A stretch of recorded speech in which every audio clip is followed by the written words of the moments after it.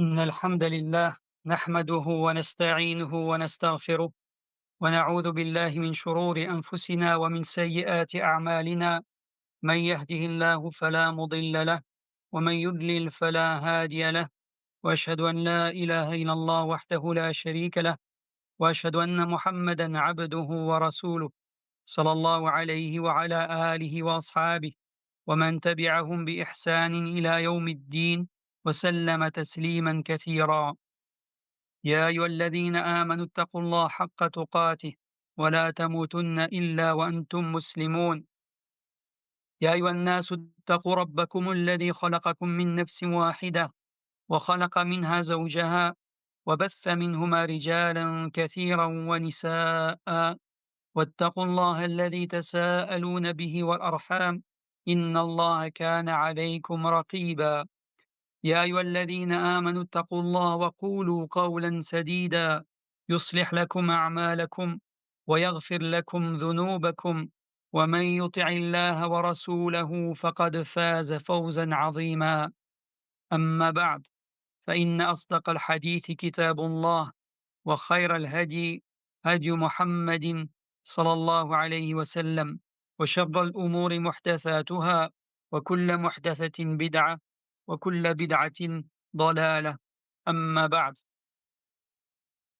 Alhamdulillah, qui nous a permis d'atteindre le mois de Ramadan et qui nous a permis en plus de cela d'atteindre sa dernière décade, car en effet nous sommes entrés dans les 10 dernières nuits qui sont les meilleures nuits de l'année.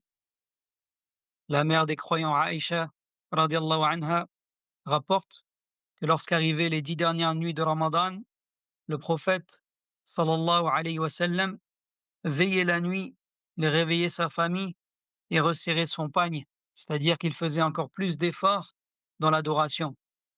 Et également, il est rapporté qu'il faisait les atikaf, donc il restait dans la mosquée pour se consacrer pleinement à l'adoration d'Allah. Car dans ces 10 dernières nuits se trouve la nuit d'Al-Qadr, qui est meilleure que 1000 mois. Et ceci est une grande occasion qu'Allah subhanahu wa ta'ala nous accorde en cette fin de Ramadan, car pour celui qui a été négligent ou qui n'a pas fait suffisamment d'efforts durant le début du mois, eh bien, voici que le moment est venu pour toi de faire des efforts pour obtenir un bien immense. Le prophète, sallallahu alayhi wa sallam, a dit: celui qui prie la nuit d'Al-Qadr avec foi et en espérant la récompense, ses péchés passés lui seront pardonnés. Et quant à celui qui a déjà fait des efforts durant ce mois, alors il convient qu'il redouble d'efforts durant ces dernières nuits bénies afin d'obtenir ce grand mérite. Et ce ne sont que quelques jours qui restent et la fatigue s'en ira, tandis que tu auras obtenu d'immenses récompenses. Et le mois de Ramadan, c'est le mois du Coran, car c'est au cours de celui-ci qu'il fut révélé, comme Allah subhanahu wa ta'ala nous l'a informé en disant: Shahru Ramadan alladhi unzila fihi al-Qur'an. Selon la traduction rapprochée du sens du verset, le mois de Ramadan au cours duquel le Coran fut révélé. Et il est recommandé de multiplier la lecture du Coran durant ce mois béni. C'est pourquoi j'ai voulu que le sujet du cours d'aujourd'hui se rapporte au Coran. Nous allons donc parler aujourd'hui d'une immense sourate du livre d'Allah, sourate al-Fatiha, qui malgré le fait qu'elle soit courte, renferme d'immenses enseignements. Et le cours d'aujourd'hui sera un résumé des règles et des sens de cette sourate. C'est pour cela que j'ai choisi de m'appuyer sur des explications simples et concises, les commentaires du cheikh Abdel Mohsin Al-Abbad, qu'Allah le préserve, sur le livre Shurut as-Salah de Cheikh Mohammed ibn Abdel Wahhab, rahimahullah. Et ce livre à la base, donc le livre de Cheikh Mohammed ibn Abdel Wahhab, Shurut as-Salah, c'est un livre de jurisprudence dans lequel il a regroupé les règles relatives à la prière. Et parmi celles-ci, il y mentionne donc les piliers de la prière, et c'est à cet endroit qu'il parle de Surat al-Fatiha, car la récitation de Surat al-Fatiha dans chaque unité de prière fait partie des piliers de la prière. Et Cheikh Mohammed ibn Abdel Wahhab, en la mentionnant, il apporte quelques explications sur les sens de ces versets. Et Cheikh Abdel Mohsin, qu'Allah le préserve, a commenté et expliqué ce livre en entier. Mais là, nous allons juste lire le passage consacré à Surat al-Fatiha, et je précise que je ne l'ai pas traduit dans son intégralité, et j'y ai apporté également quelques ajouts que je préciserai, Inch'Allah. Naam. On va commencer par ce que Cheikh Mohammed ibn Abdel Wahhab, rahimahullah, a mentionné à propos de l'isti'adha. Donc, l'isti'adha, c'est le fait de dire A'udhu billah minash shaitanir rajim avant de commencer la récitation. Naam. Donc, il dit par rapport à cela, rahimahullah, quant à la parole A'udhu billahi minash shaitanir rajim, le sens de A'udhu est je me réfugie, je me mets sous la protection et je m'attache à toi, ô Allah, contre le diable banni, celui qui est exclu et éloigné de la miséricorde d'Allah, afin qu'il ne me nuise ni dans ma religion, ni dans ma vie d'ici-bas. Naam. Donc ça, c'est Cheikh Mohammed ibn Abdel Wahhab qui explique donc cette formule, et Cheikh Abdel Mohsin commente en disant, après l'invocation d'ouverture de la prière et avant la lecture du Coran, on récite la demande de protection, al-isti'adha. Et le cheikh ici l'a mentionné et expliqué. Et Allah subhanahu wa ta'ala a dit, فَإِذَا قَرَأْتَ الْقُرْآنَ فَاسْتَعِذْ بِاللَّهِ مِنَ الشَّيْطَانِ الرَّجِيمِ. Lorsque tu veux lire le Coran, demande la protection d'Allah contre le diable banni. Dans Surat An-Nahl, le verset 98. Et Ibn Kathir, rahimahullah, a commenté ce verset en disant, ceci est une recommandation et non une obligation. Abu Ja'far al-Tabari et d'autres imams ont rapporté le consensus sur ce sujet. Naam. Donc là, ici, Cheikh Abdel Mohsin, il mentionne la preuve provenant du Coran quant au fait que l'isti'adha, donc la demande de protection, est recommandée pour celui qui veut lire le Coran. Naam. Et Cheikh Mohammed ibn Abdel Wahhab, rahimahullah, il dit ensuite, la récitation d'Al-Fatiha est un pilier dans chaque unité de prière, conformément à ce qui est venu dans le hadith, La salata liman lam yaqra bi fatihatil kitab. Il n'y a pas de prière pour celui qui ne récite pas Fatihat al-Kitab, donc l'ouverture du livre, c'est-à-dire Surat al-Fatiha. Et elle est surnommée al-Qur'an. Naam. Donc Cheikh Abdel Mohsin, hafidahullah, il dit, donc la récitation de Surat al-Fatiha dans chaque unité de prière est obligatoire pour l'imam, celui qui prie seul et celui qui prie derrière l'imam. En effet, le prophète sallallahu alayhi wa sallam a dit, La salata liman lam yaqra bi Fatihatil kitab. Il n'y a pas de prière pour celui qui ne récite pas l'ouverture du livre, c'est-à-dire Surat al-Fatiha. Celui qui prie derrière un imam doit la réciter aussi bien dans les prières à voix basse que dans celles à voix haute. Et parmi les preuves de cela se trouve le hadith d'un homme parmi les compagnons du prophète sallallahu alayhi wa sallam qui a dit قال رسول الله صلى الله عليه وسلم لعلكم تقرؤون خلف الإمام والإمام يقرأ قالوا إنا لنفعل ذلك قال فلا تفعلوا إلا أن يقرأ أحدكم بأم الكتاب أو قال فاتحة الكتاب رواه أحمد في مسنده بإسناد صحيح. Donc le messager d'Allah sallallahu alayhi wa sallam a demandé, peut-être récitez-vous derrière l'imam alors que l'imam récite. Et les compagnons répondirent, oui, nous le faisons. Il dit alors, ne le faites pas, sauf si l'un d'entre vous récite al-Kitab, donc la mère du livre, c'est-à-dire Surat al-Fatiha, ou alors il a dit l'ouverture du livre, Fatihat al-Kitab. Et donc c'est un hadith qui est rapporté par Ahmed dans son Musnad, avec une chaîne de transmission authentique. Et il y a un hadith similaire qui a été rapporté par Ubadah ibn Samit, radiyallahu anhu, et dans la narration de Ubadah, celui-ci dit كنا خلف رسول الله صلى الله عليه وسلم في صلاة الفجر فقرأ رسول الله صلى الله عليه وسلم فثقلت عليه القراءة فلما فرغ قال لعلكم تقرؤون خلف إمامكم قلنا نعم هذا يا رسول الله قال لا تفعلوا إلا بفاتحة الكتاب فإنه لا صلاة لمن لم يقرأ بها. نعم. Donc dans la version qui est rapportée par Ubadah ibn Samit, et donc là ici j'ai mentionné le hadith en entier, le Cheikh Abdel Muhsin, dans son explication, il fait juste une indication. Il mentionne pas la version. Naam. Donc là, ici, j'ai mentionné la version en entier. Donc sur la traduction, Ubadah ibn Samit radiyallahu anhu, il dit: «Nous étions derrière le messager d'Allah, sallallahu alayhi wa sallam, lors de la prière de l'aube, salat al-fajr. Le messager d'Allah, sallallahu alayhi wa sallam, récita, mais la récitation lui fut difficile. Et lorsqu'il eut terminé, il dit: Peut-être que vous récitez derrière votre imam. Nous répondîmes: Oui, rapidement au messager d'Allah. Il dit alors: Ne le faites pas, sauf avec Fatihat al-Kitab, car il n'y a pas de prière pour celui qui ne la récite pas. Naam. Ensuite, Cheikh Abdel Muhsin, il dit: Et on concilie ces ahadiths avec ceux qui indiquent que les gens doivent s'abstenir de lire derrière l'imam, ainsi qu'avec le hadith. Celui qui a un imam, sa récitation est une récitation pour lui, de même que le hadith وَإِذَا قَرَأَ فَانصِتُوا, donc lorsqu'il récite, c'est-à-dire l'imam, écoutez-le en silence, en considérant que ces interdictions concernent la récitation autre que celle de Surat al-Fatiha. Naam. Donc ici, Cheikh Mohammed ibn Abdel Wahhab, il mentionne d'abord le jugement de la lecture de Surat al-Fatiha dans la prière. Il dit que c'est un pilier dans chaque unité de prière.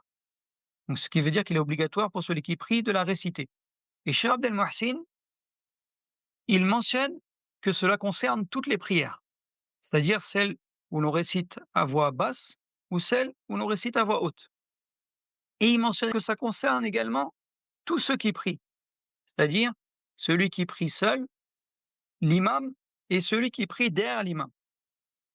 Et le cheikh, il a mentionné ici les preuves par rapport à celui qui prie derrière l'imam, parce qu'en réalité, concernant celui qui prie seul et l'imam, l'affaire, elle est claire.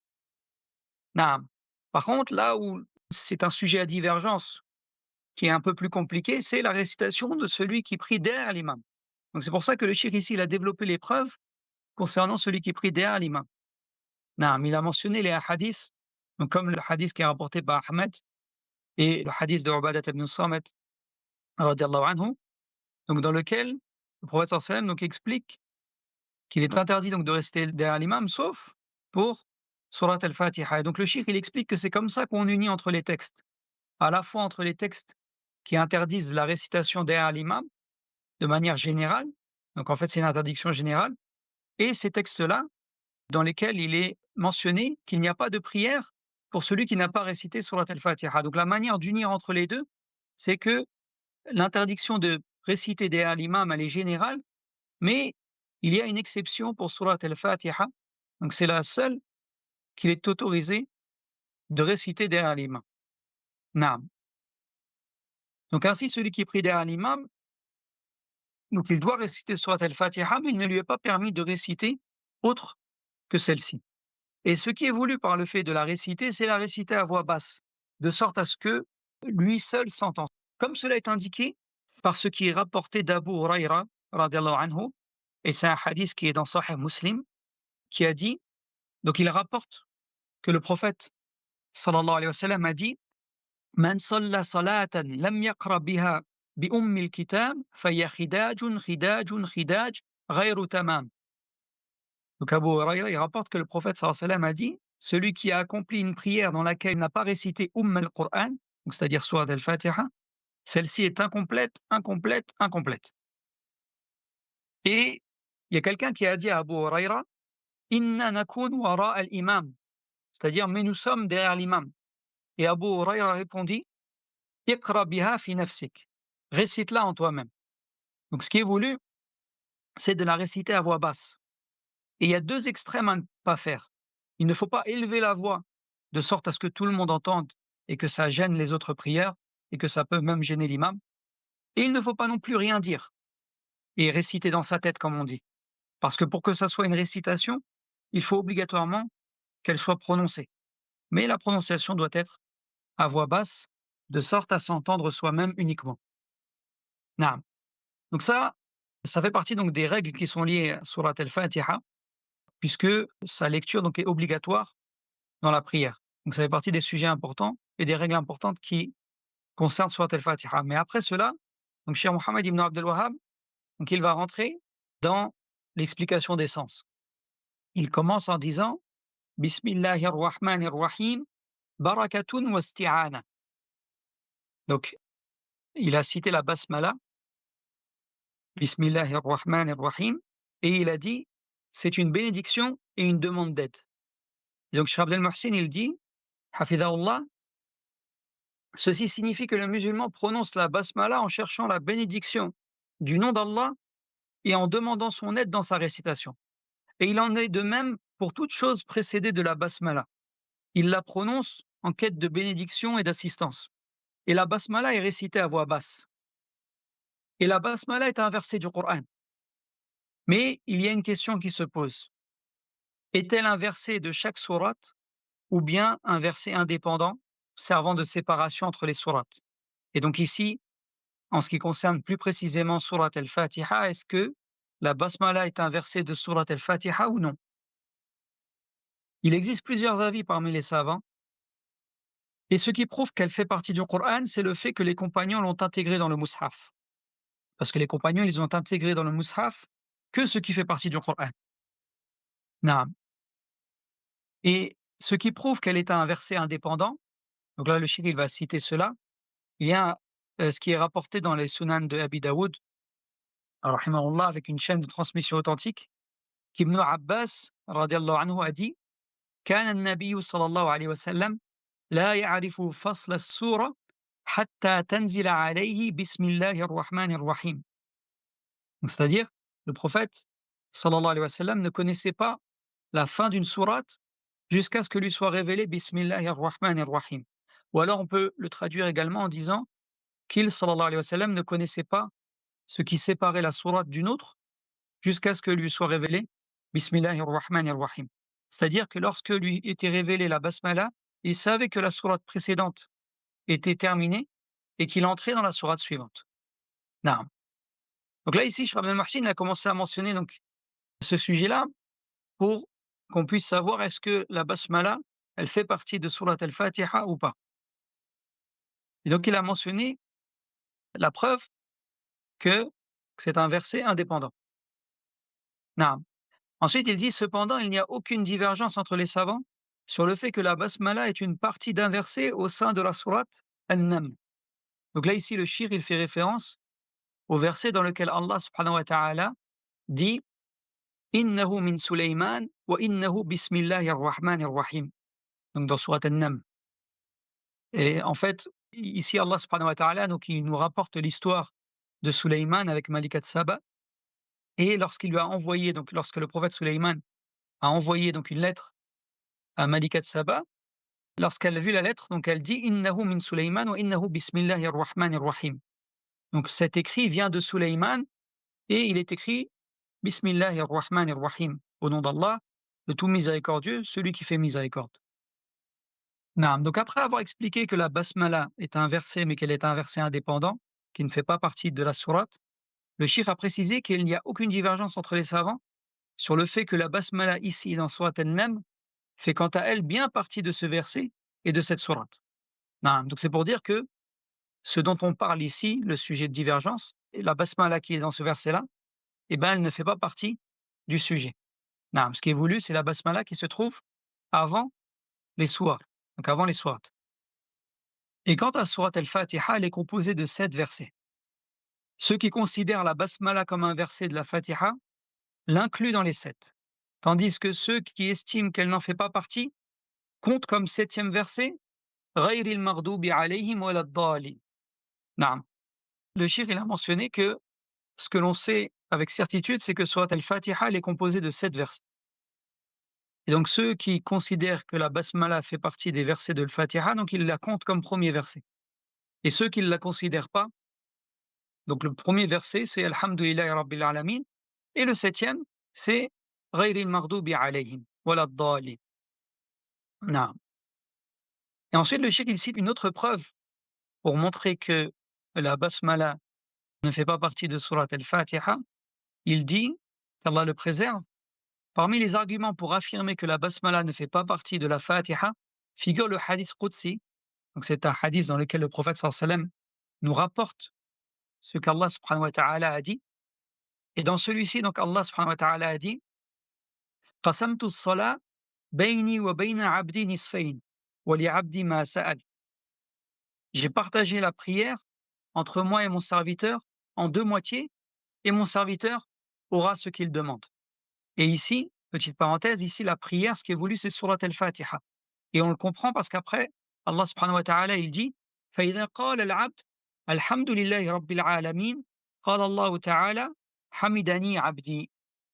Lorsque le serviteur dit: Alhamdulillahi Rabbil Alamin, louange à Allah, Seigneur des mondes, Allah subhanahu wa ta'ala dit: mon serviteur m'a loué.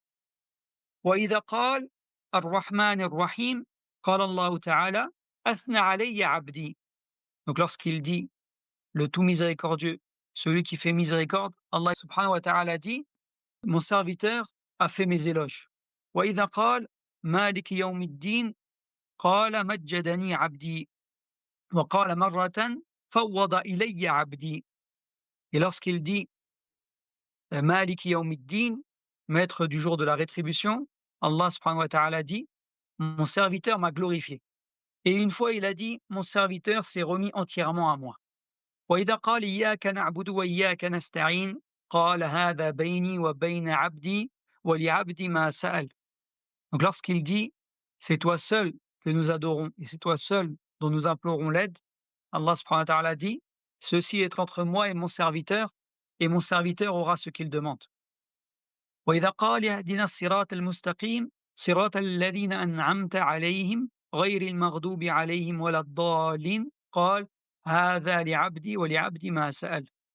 Lorsqu'il dit: guide-nous sur le chemin de ceux que tu as comblés de bienfaits, non pas de ceux qui ont encouru la colère ni des égarés, Allah subhanahu wa ta'ala dit: ceci appartient à mon serviteur et mon serviteur aura ce qu'il demande. Non, mais c'est un hadith qui est rapporté par Muslim d'après Abu Huraira. Non, mais dans ce hadith, il ne mentionne pas la basmala. Alors je précise que le chiffre, lui, dans l'explication, il n'a pas cité le hadith en entier. Il a cité que la première phrase. Là, moi, ici, j'ai voulu citer le hadith en entier pour qu'on comprenne bien. Et ensuite, il a commenté, donc Cheikh Abdel Muhsin, Hafidahullah, il a commenté en disant: et ce hadith ne mentionne pas la basmala. C'est-à-dire qu'ici, le cheikh, il a cité le hadith comme preuve que la basmala n'est pas un verset de surat al-Fatiha, car dans ce hadith qui est authentique, dans lequel les versets de surat al-Fatiha sont cités, la basmala n'est pas mentionnée. Naam. Ensuite, Cheikh Mohammed ibn Abdel Wahhab, rahimahullah, il dit: Alhamdulillah, la louange est un éloge. Et l'article L sert à englober toutes les formes de louange. Quant à la beauté qui ne résulte d'aucune action, comme la beauté physique et autres, son éloge est appelé maître et non hamd. Naam. Donc ici, Cheikh Mohammed ibn Abdel Wahhab, donc il commence avec le terme qui est venu dans le premier verset, donc Alhamdulillah, et afin qu'on comprenne bien ce qu'est Al-Hamd, donc il a expliqué et il a mentionné la différence qu'il y a entre Al-Hamd et Al-Madh. Et donc le Cheikh Abdel Muhsin va commenter cela en disant que le serviteur proclame les louanges à Allah, c'est un acte d'adoration, relevant du tawhid al-uluhiyya, donc l'unicité dans l'adoration, qui consiste à vouer exclusivement les actes d'adoration à Allah seul. Et Allah est le seul digne de louange et d'éloge pour tout bienfait reçu par ses serviteurs, que ce bienfait soit obtenu par la cause d'un serviteur ou non. En effet, tout mérite lui revient, comme Allah subhanahu wa ta'ala a dit: وَمَا بِكُم مِّن نِّعْمَةٍ فَمِنَ اللَّهِ. Donc sur la traduction rapprochée des sens, et tout bienfait dont vous jouissez provient d'Allah.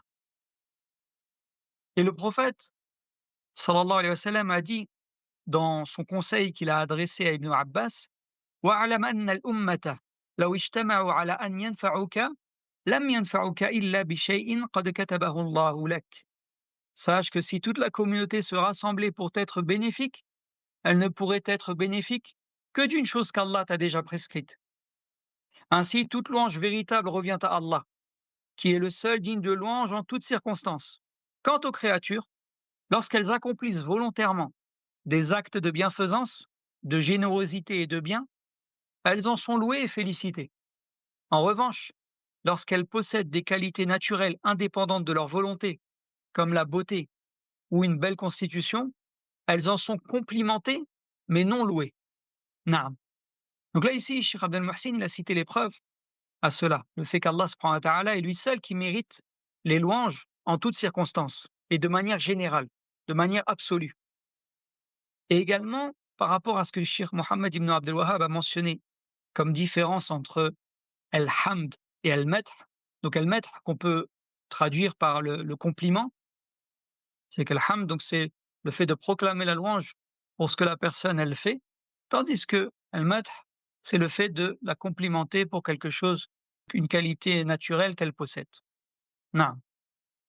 Ensuite, il dit Rabbil alamin. Donc Allah subhanahu wa ta'ala, il a dit dans le verset de Sourate Al-Fatiha, Alhamdulillahi Rabbil alamin. Donc Rabbil alamin, le Seigneur, c'est celui qui est adoré, le créateur, le pourvoyeur, le souverain, celui qui dispose de tout et qui éduque toutes les créatures par ses bienfaits. Et Al-Alamin, donc les mondes, désigne tout ce qui existe en dehors d'Allah et il en est le Seigneur absolu. Donc cette expression contient l'affirmation du Tawhid al-Rububiyyah, donc l'unicité dans la Seigneurie d'Allah, ainsi que celle de Tawhid al-Asma' wa Sifat, l'unicité dans les noms et les attributs. Et le Tawhid al-Rububiyyah consiste à unifier Allah subhanahu wa ta'ala dans ses actes. Le fait de reconnaître qu'il est l'unique en matière de création, de pourvoiement à la subsistance, de don de vie et de mort. Il n'a aucun associé dans sa seigneurie, tout comme il n'a aucun associé dans son droit exclusif à être adoré. Et de plus, il possède les noms qui sont les plus beaux et les attributs de perfection. Et dans ce verset, Alhamdulillahi Rabbil Alamin, se trouvent deux des noms d'Allah subhanahu wa ta'ala. Allah et Ar-Rabb, donc le Seigneur. Et Allah subhanahu wa ta'ala a certes dit Salamun qawlan min Rabbir Rahim. Selon la traduction des sens du verset, donc c'est dans Surat Yasin, le verset 58, que la paix soit sur vous. Telle est la parole qui leur sera adressée par un Seigneur miséricordieux. Naam. Donc là ici, Cheikh Abdel Mohsin, il a mentionné que dans ce verset, donc on a deux des noms d'Allah subhanahu wa ta'ala, Allah et Ar-Rabb. Ensuite, il a cité donc ce deuxième verset dans lequel le nom d'Allah Ar-Rabb est venu également. Ensuite, donc Cheikh Mohammed ibn Abdel Wahhab, rahimahullah, il dit Ar-Rahman Ar-Rahim. Ar-Rahman, c'est-à-dire qu'il est le tout miséricordieux d'une miséricorde générale pour l'ensemble de ses créatures. Et Ar-Rahim, d'une miséricorde particulière pour les croyants. Et la preuve de cela en est la parole d'Allah subhanahu wa ta'ala Wa kana bil mu'minina rahima. Et il est envers les croyants très miséricordieux. Naam. Donc là ici, Cheikh Mohammed ibn Abdel Wahhab, il a mentionné dans ce verset la différence entre Ar-Rahman et Ar-Rahim. Ar-Rahman, donc c'est le fait qu'Allah subhanahu wa ta'ala, il est miséricordieux envers toutes ses créatures. Et Ar-Rahim, c'est le fait qu'il accorde une miséricorde spécifique pour les croyants. Et il a cité le verset par rapport à cela. Cheikh Abdel Mohsin, hafidhahullah wa rahima, il dit Ar-Rahman et Ar-Rahim sont deux noms des noms d'Allah, indiquant un de ses attributs qui est la miséricorde. Et tous les noms d'Allah subhanahu wa ta'ala indiquent des sens qui sont des attributs. Et de chaque nom découle un attribut. Le nom Ar-Rahman est plus général que Ar-Rahim. Celui-ci ne s'emploie que pour Allah. Et il est interdit de l'attribuer à un autre que lui. En revanche, Ar-Rahim peut s'appliquer à Allah comme à d'autres. Et Allah l'a employé pour qualifier son prophète, sallallahu alayhi wa sallam, dans sa parole وَلَقَدْ جَاءَكُمْ رَسُولٌ مِّنْ أَنفُسِكُمْ عَزِيزٌ عَلَيْهِ مَا عَنِتُّمْ حَرِيصٌ عَلَيْكُمْ بِالْمُؤْمِنِينَ رَءُوفٌ رَحِيمٌ. Certes, un messager pris parmi vous est venu à vous, auquel pèsent lourd vos souffrances, qui est plein de sollicitude pour vous, et compatissant et miséricordieux envers les croyants. Naam. Donc là, ici, Cheikh Abdel Mohsin, il a cité ce verset, parce que dans le verset, Allah subhanahu wa ta'ala, il a employé Rahim pour qualifier le prophète sallallahu alayhi wa sallam. Et donc il a expliqué qu'ici, la différence qu'il y a également entre Ar-Rahman et Ar-Rahim, c'est que le terme Ar-Rahman, il est spécifique à Allah subhanahu wa ta'ala. Et on ne peut pas qualifier quelqu'un d'autre qu'Allah comme cela. Tandis que Ar-Rahim, quelqu'un d'autre qu'Allah subhanahu wa ta'ala peut en être qualifié. C'est une des différences entre les deux. Et Allah subhanahu wa ta'ala donc l'a utilisé pour qualifier le prophète sallallahu alayhi wa sallam. Ensuite, donc Cheikh Mohammed ibn Abdul Wahhab rahimahullah, il dit Maliki yawmiddin, donc le maître du jour de la rétribution. Le jour de la rétribution et du jugement où chacun sera récompensé selon ses actes. S'ils ont été bons, ce sera en bien, et s'ils ont été mauvais, ce sera en mal. La preuve en est la parole d'Allah subhanahu wa ta'ala وَمَا أَدْرَاكَ مَا يَوْمُ الدِّينِ ثُمَّ مَا أَدْرَاكَ مَا يَوْمُ الدِّينِ يَوْمَ لَا تَمْلِكُ نَفْسٌ لِنَفْسٍ شَيْئًا وَالْأَمْرُ يَوْمَئِذٍ لِلَّهِ. Donc selon la traduction rapprochée du sens des versets, et qui te dira ce qu'est le jour de la rétribution? Encore une fois, qui te dira ce qu'est le jour de la rétribution? Le jour où nulle âme ne pourra rien pour une autre et où le commandement tout entier appartiendra à Allah. Et quant au hadith à ce sujet, le prophète sallallahu alayhi wa sallam a dit Al-kayyisu man dana nafsahu wa amila lima ba'da al-maut wal-ajizu man atba'a nafsahu hawaha wa tamanna 'ala Allah al-amani. Donc sur la traduction, le prophète sallallahu alayhi wa sallam a dit l'intelligent est celui qui juge son âme et œuvre pour ce qui est après la mort. Et l'incapable est celui qui suit ses désirs et se berce d'illusions à propos d'Allah subhanahu wa ta'ala. Donc Allah subhanahu wa ta'ala est le maître de toutes choses. Et il est le maître de ce monde et de l'au-delà. Cependant, il a spécifiquement attribué la souveraineté du jour de la rétribution ici, car c'est le jour où les créatures se soumettront au Seigneur des mondes. Cela est différent de ce bas monde, dans lequel on trouve des personnes arrogantes et tyranniques qui ont déjà proclamé par le passé Ana rabbukumul a'la. Donc Allah subhanahu wa ta'ala, dans un des versets, il nous mentionne que Pharaon, il a déjà dit Ana rabbukumul a'la, je suis votre Seigneur le Très-Haut. Et il a également dit Ma alimtu lakum min ilahin ghayri, je ne connais pas pour vous d'autres divinités que moi.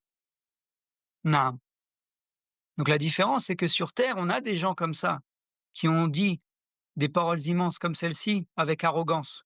Tandis que Yawm al-Qiyamah, personne ne pourra faire cela. Yawm al-Qiyamah, Yawm ad-Din, c'est le jour où la royauté appartiendra entièrement à Allah subhanahu wa ta'ala. Et ce sera lui le seul maître ce jour-là. Et quant au hadith mentionné par le shir, donc là, Cheikh Abdel Mohsin, il commente par rapport au hadith, donc al-kayyisu, donc l'intelligent est celui qui juge son âme et œuvre pour après la mort. Donc Cheikh Abdel Mohsin, il dit que ce hadith, il est rapporté par At-Tirmidhi et que sa chaîne de transmission contient un narrateur qui est faible. Naam. Ensuite, sur Mohammed ibn Abdel Wahhab, rahimahullah, il dit quant à sa parole, Iyyaka na'bud, donc c'est toi seul que nous adorons, c'est-à-dire nous n'adorons que toi et personne d'autre. C'est un pacte entre le serviteur et son Seigneur qu'il s'engage à n'adorer que lui. Et sa parole, Wa iyyaka nasta'in, donc c'est toi seul nous nous implorons l'aide, c'est un pacte entre le serviteur et son Seigneur de ne chercher l'aide que d'Allah et de nul autre. Naam. Donc Cheikh Abdel Mohsin hafidahullah, il commente en disant Allah subhanahu wa ta'ala a certes dit وَمَا خَلَقْتُ الْجِنَّ وَالْإِنسَ إِلَّا لِيَعْبُدُونِ. Allah subhanahu wa ta'ala a dit, selon la traduction rapprochée du sens du verset, je n'ai créé les djinns et les hommes que pour qu'ils m'adorent. Naam.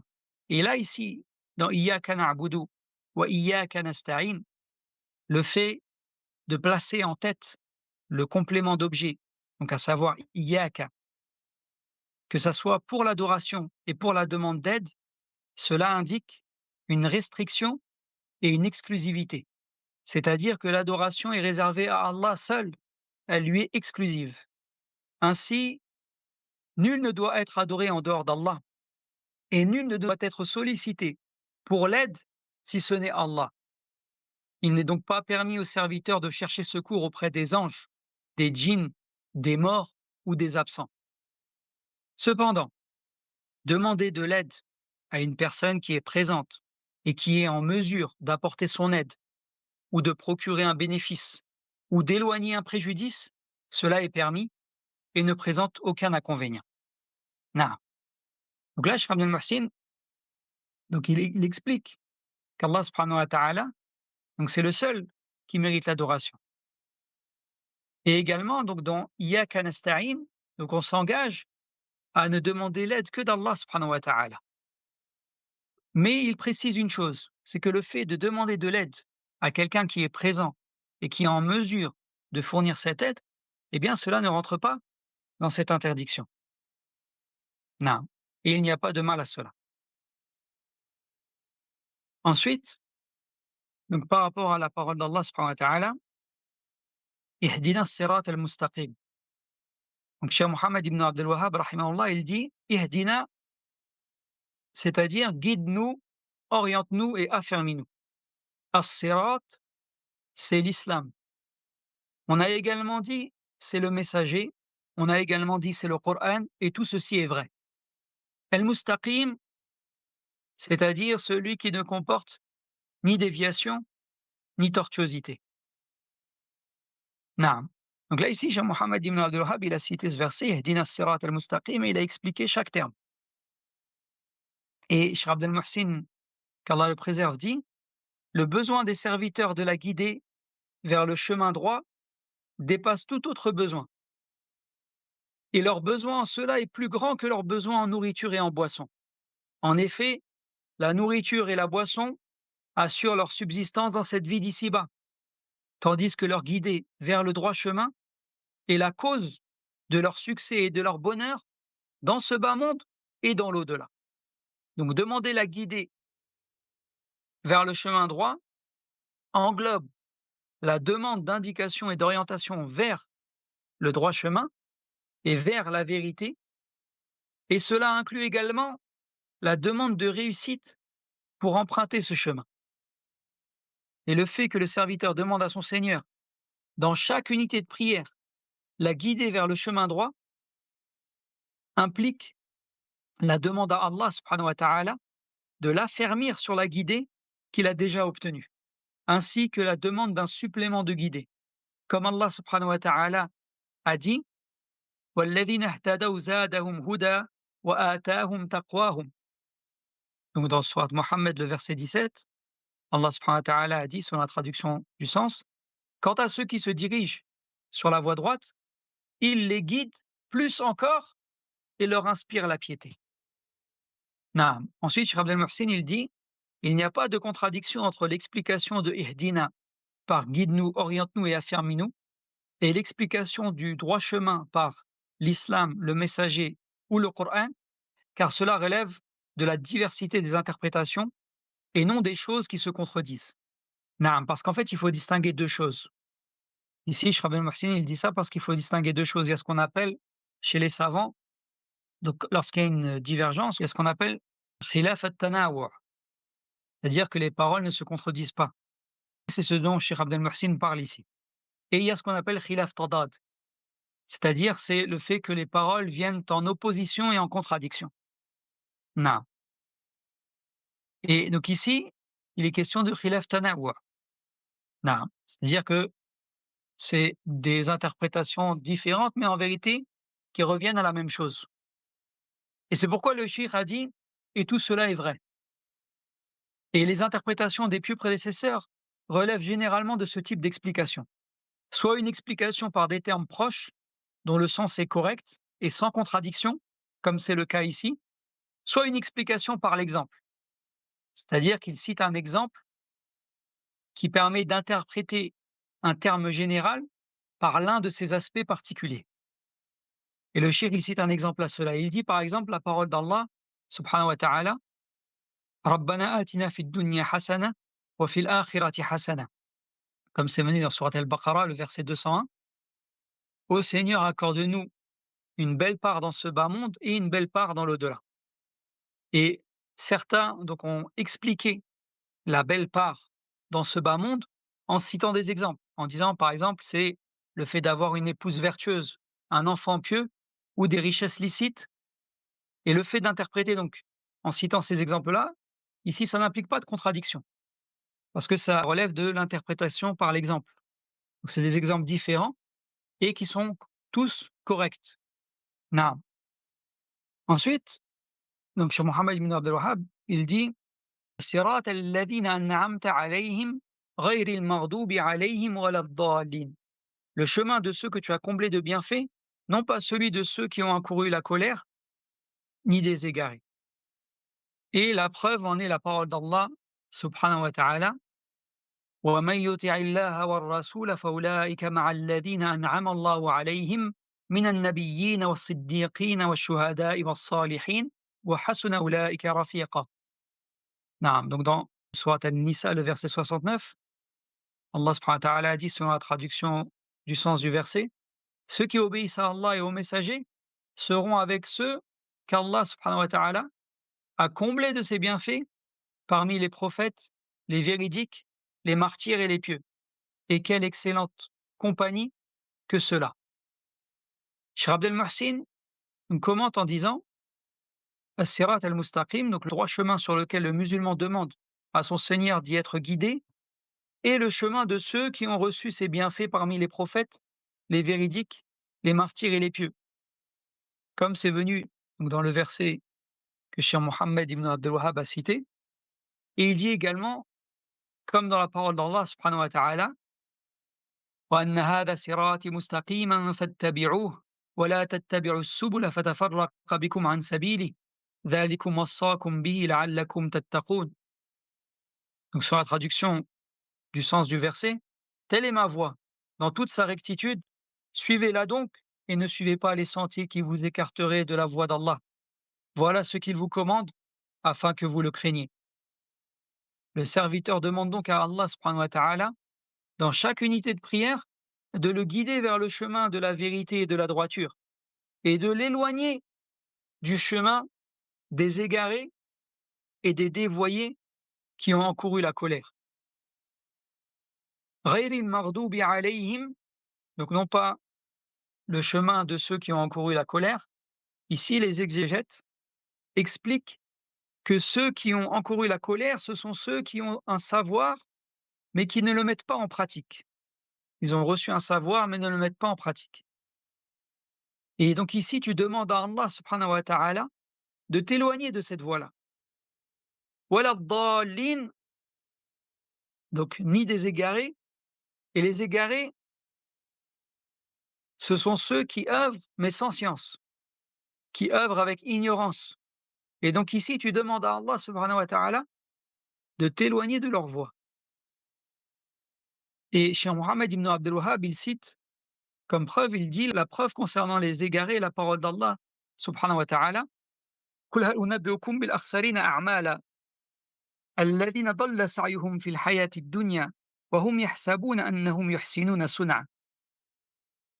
Dit, vous informerai-je de ceux qui sont les plus perdants en œuvre, ceux dont l'effort dans la vie d'ici-bas est vain et qui croient cependant agir en bien. Et ensuite, il a cité également ce hadith dans lequel le prophète sallallahu alayhi wa sallam a dit: افترقت اليهود على 71 فرقة وافترقت النصارى على 72 فرقة وستفترق هذه الأمة على 73 فرقة كلها في النار إلا واحدة قلنا من هي يا رسول الله قال من كان على مثل ما أكون عليه وأصحابي. Donc, selon la traduction, le prophète sallam a dit: les juifs se sont divisés en 71 groupes, les chrétiens en 72 groupes, et cette communauté se divisera en 73 groupes, tous en enfer sauf un. Nous avons dit: qui est ce groupe au messager d'Allah? Il répondit: ceux qui sont sur ce sur quoi je suis, ainsi que mes compagnons. Naam. Et donc Cheikh Abdel Muhsin commente en disant: le hadith sur la division de la communauté a été rapporté par plusieurs compagnons du prophète sallallahu alayhi wa sallam. Et pour sa chaîne de transmission, voir les notes du hadith numéro 16 937 dans le Mousnad de l'imam Ahmed, ainsi que dans Silsila Sahiha de Sheikh Al-Albani, à la page 203 et 204, où il mentionne l'authenticité du hadith et que celui-ci a été confirmé par Sheikh al-Islam ibn Taymiyyah, Al-Shatibi et Al-Iraqi. Naam. Et le terme communauté, al-Umma, qui est venu dans ce hadith, désigne Ummat al-Ijaba, c'est-à-dire la communauté, donc littéralement, qui a répondu, c'est-à-dire qui a répondu à l'appel, c'est-à-dire les musulmans. Et en effet, le terme Umma, il peut parfois être utilisé pour désigner donc les musulmans, et parfois il peut être utilisé pour désigner ce qu'on appelle Ummat ad-Da'wa, c'est-à-dire la communauté qui est concernée par l'appel.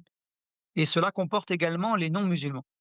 Donc ici, le cheikh, il explique et précise que ce qui est voulu dans le hadith, ce sont les musulmans. Donc ces 73 groupes sont tous musulmans. Et un seul de ces groupes est sauvé. C'est ceux qui suivent ce sur quoi était le prophète, sallallahu alayhi wa sallam, et ses compagnons. Quant aux 72 groupes, ils sont menacés du feu en raison de leur déviation du chemin de la vérité. Et leur sort appartient à Allah subhanahu wa ta'ala. S'il le veut, il les châtie, et s'il le veut, il leur pardonne. Naam. Donc là, ici, Cheikh Abdel Mohsin il a expliqué le hadith en disant que son sens est que ces 73 groupes, ce sont tous des musulmans. Mais que malgré cela, dans les 73 groupes, il y en a 72 qui sont menacés par le feu de l'enfer. Et on ne dit pas qu'ils vont en enfer. On dit qu'ils sont menacés par le feu de l'enfer. Puisqu'en réalité, étant donné qu'ils sont musulmans, ils restent sous la volonté d'Allah. C'est-à-dire qu'ils sont menacés par l'enfer, mais si Allah le veut, alors il les punira, et s'il le veut, il peut leur pardonner. Naam. Et il n'y a qu'un seul groupe qui sera sauvé, c'est le groupe qui sera sur ce sur quoi était le prophète, sallallahu alayhi wa sallam, et ses compagnons. Naam. Donc ici, le shir a cité cela afin de montrer ce qu'est la voie droite, c'est ce sur quoi était le prophète, sallallahu alayhi wa sallam, ainsi que ses compagnons. Et donc on a vu que le serviteur, c'est ce qu'il demande à Allah subhanahu wa ta'ala dans chacune des unités de prière, puisque la récitation de Surat al-Fatiha, donc c'est une obligation. Allah il nous a demandé de la réciter dans chacune des unités de prière. Et donc dans chacune des unités de prière, on fait cette invocation, dans laquelle on demande à Allah subhanahu wa ta'ala de nous guider sur le droit chemin et de nous éloigner du chemin de ceux qui se sont égarés et de ceux qui encourent la colère d'Allah subhanahu wa ta'ala. Naam, donc nous demandons à Allah subhanahu wa ta'ala qu'il nous y guide, qui nous guide sur le droit chemin et qui nous y raffermisse. Et donc c'est ainsi que s'achève cette brève explication à propos des sens de Surat al-Fatiha ainsi que quelques-unes de ses règles. Et en vérité, il y a énormément de choses à dire concernant cette sourate, tellement elle est immense et il y a beaucoup de choses qui sont mentionnées chez les gens de science. Mais pour pas faire trop long, j'ai voulu donc me contenter de cela, de ce qui est un résumé du sens qui permet aux serviteurs de comprendre ce qu'est Surat al-Fatiha et d'en connaître les règles les plus importantes. هذا والله أعلم وصلى الله على نبينا وسلم سبحانك اللهم بحمدك أشهد أن لا إله إلا أنت أستغفرك وأتوب إليك